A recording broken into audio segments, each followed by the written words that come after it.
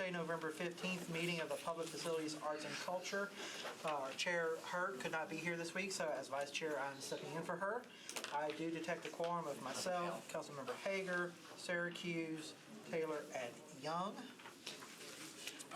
We do have a very brief consent agenda. RS 2022-1875, 1876, and then I am also putting 1533 on consent to defer one meeting. It's been deferred in planning and transportation as well. So I'll read off those captions. RS 2022-1875, Henderson Road Hurt. Approves an in-kind grant from the Friends of Warner Parks to the Metropolitan Board of Parks and Recreation to provide funding for the next phase of improvements in Warner Parks. RS 2022-1876, Taylor Road and Hurt Allen. Approves a grant from the Centennial Park Conservancy to the Metropolitan Board of Parks and Recreation to fund the repurposing of the Croquet Clubhouse into a cafe to enhance the park's visitor experience. BL 2022-1533, Rosenberg Road and Withers Pulley, approves an easement for certain property located at 7034 Charlotte Pike, owned by Lowe's Home Centers, LLC. Do any of those three need to be pulled from consent? All right, do I have a motion for the consent? Motion to approve. Second? Second. All right, all those in favor say aye. Aye. Any opposed? All right, that is 5 in favor, none against. That brings us to our main attraction, it looks like. All the Titans deals. All right, so we have RS 2022-1828, Withers Road and Hurt. This requests that the Division of Purchases, with the assistance of the Department of Planning, issue a solicitation for development of portions of the Nissan Stadium campus. There are several amendments, so can we first get a motion on the bill? So moved. In a second? Second. Okay. I do see on one of the amendment sponsors is here, Councilmember Mendez. If you want to go ahead and talk about your amendment. Sure. It's Amendment 1 in the package.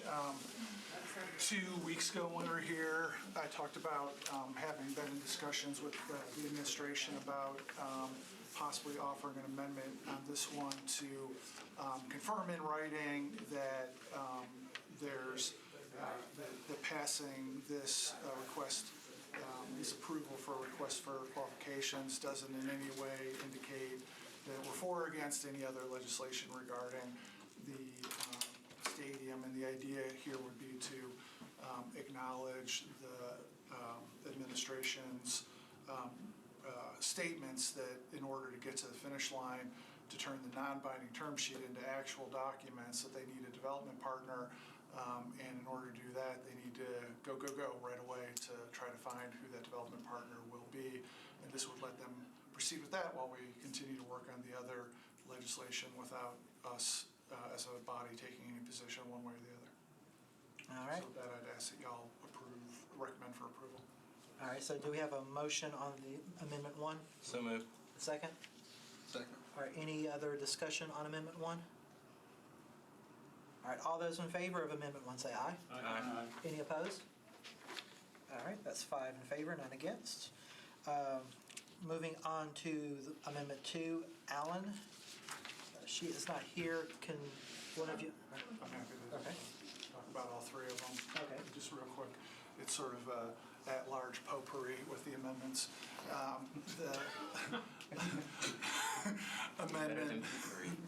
Amendment number 2, Councilmember Allen was trying to make a specific reference to Envision East Bank, so that we have some confidence as a body that when the RFQ is issued, that development partners know specifically that we're looking for somebody who can develop within the parameters described in the plan approved by the Planning Commission.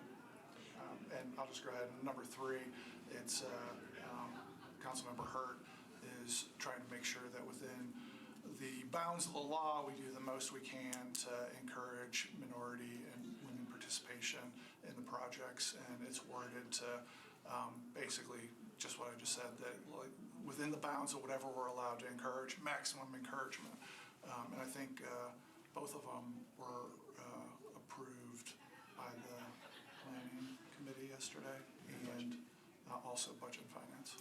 Okay, so with that, can I get a motion on Amendment 2? Second. Okay, any discussion on Amendment 2? All right, all those in favor? Aye. Any opposed? All right, we adopt Amendment 2, 5-0. And a motion on Amendment 3, So moved. and a second? Second. All right, any discussion on Amendment 3? All right, those in favor? Aye. All right, we approve 5-0. All right, so RS 2022-1828 as amended, as amended, as amended. Any in favor? So moved. All right. Any against? Oh, we're voting? Yes. Okay, I missed your, sorry. sorry. Okay, we'll start that again. All those in favor of the bill as amended, amended, amended? Yes. Okay. Any against? All right, so that's been approved. Now, on bills on second reading, we have BL 2022-1529, Withers, Road, and Hurt, amends the Metropolitan Code by increasing the hotel occupancy privilege tax in the amount of 1% and directing the proceeds be used for the construction of and future capital improvements of a new enclosed stadium and debt service related hereto. We have an amendment from Councilmember Withers. So before we get to the amendment, do I have a motion on the bill? Motion to approve. Second? Okay, Councilmember. For this one, our committees deferred one meeting, and so I'd request that they all stay in line with that. I certainly don't have any objection to adding the amendment now, but of course, if we deferred on second one meeting, there could be other amendments too, so. Okay. I'm We will agnostic either way. But. We will defer to whatever you want to do. If you want to just defer at one meeting with no amendment, someone can make that motion and. Move one meeting deferral. All right, do we have a second? Second. All right, those in favor of a one meeting? Can I just be heard on Yes. that briefly? Sorry. Go ahead. This is, because it's going to be deferred, it sounds like, for one meeting. Just food for thought for y'all going forward when this comes up again. So back in the soccer stadium, there were 18 substantive amendments to the initial resolution to approve the bonds.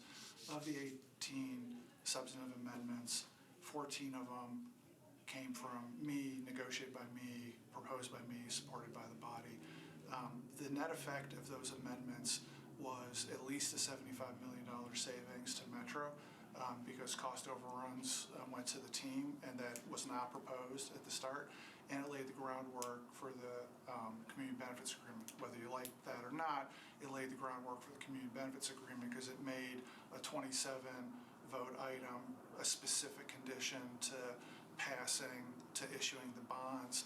And the reason we as a body ended up saving $75 million at least and doing what we could to set the conditions for a community benefits agreement is because the body was willing to put some speed bumps in place while we considered what was going on. And I would submit to everybody when we get to the next meeting that the idea of passing into law the single biggest revenue source at this stage, before there's a development partner, before there's any documents whatsoever, before we're even considering the final documents, tends to undercut both the body's leverage and the city's leverage in the ongoing negotiations.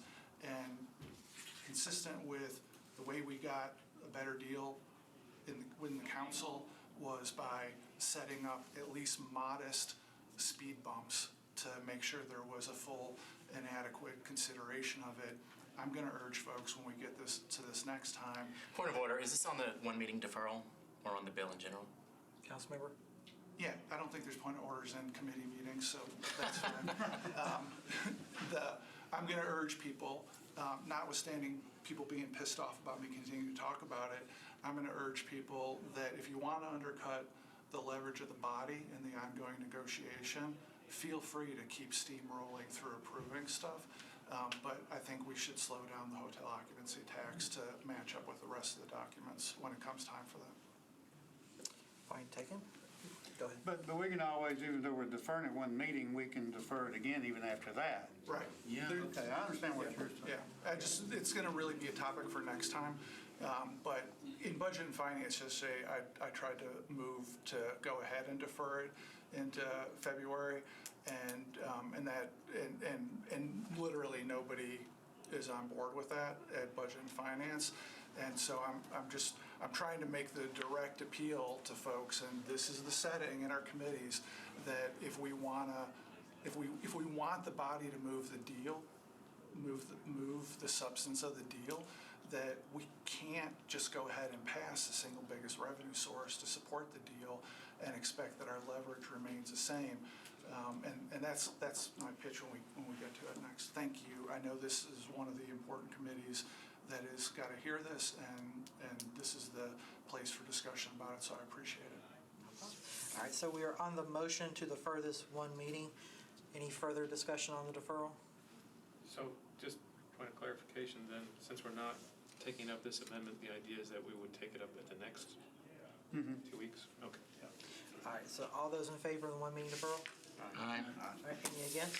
That's 5-4, none against, and that brings us to the end of our calendar. So with that, we stand adjourned. Thank you, everybody.